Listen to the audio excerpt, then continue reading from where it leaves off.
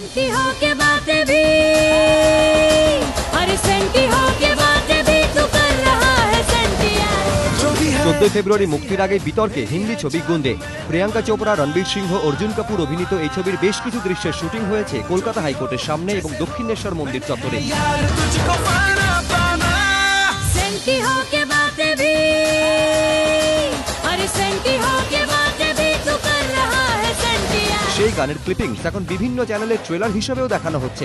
আর high court ও দক্ষিণেশ্বর মন্দির চত্বরে ছবির শুটিংয়েই আপত্তি জানিয়ে হাইকোর্টে জনস্বার্থ মামলা দায়ের করেন অমল দাস নামে এক ব্যক্তি। তার বক্তব্য, দক্ষিণেশ্বরের মতো ধর্মস্থানে এভাবে নাচ গানে ধর্মীয় ভাবাবেগে আঘাত লেগেছে।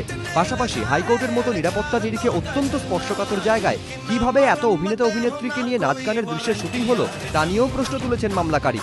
দিল্লিতে হাইকোর্টের বাইরে বিস্ফোরণের পর কলকাতা হাইকোর্টের নিরাপত্তার বিষয়টি দেখভালের জন্য যে কমিটি করা হয়েছিল, শুটিংয়ের জন্য তার কাছ থেকে অনুমতি নেওয়া হয়েছিল কিনা সেই প্রশ্নও তুলেছেন আবেদনকারী।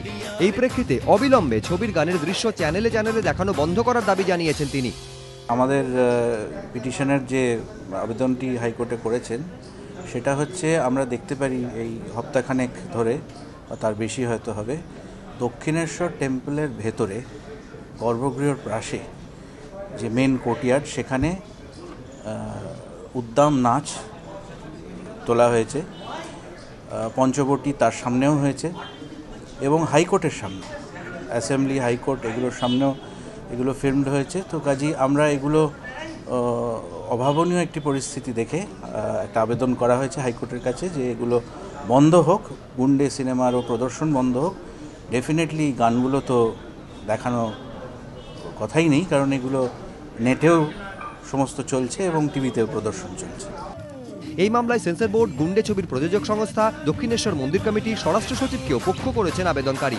শুক্রবার হাইকোর্টে প্রধান বিচারপতির এজলাসে মামলার শুনানির সম্ভাবনা। রাজশ্রী দত্তগুপ্ত, এবিপি আনন্দ, কলকাতা।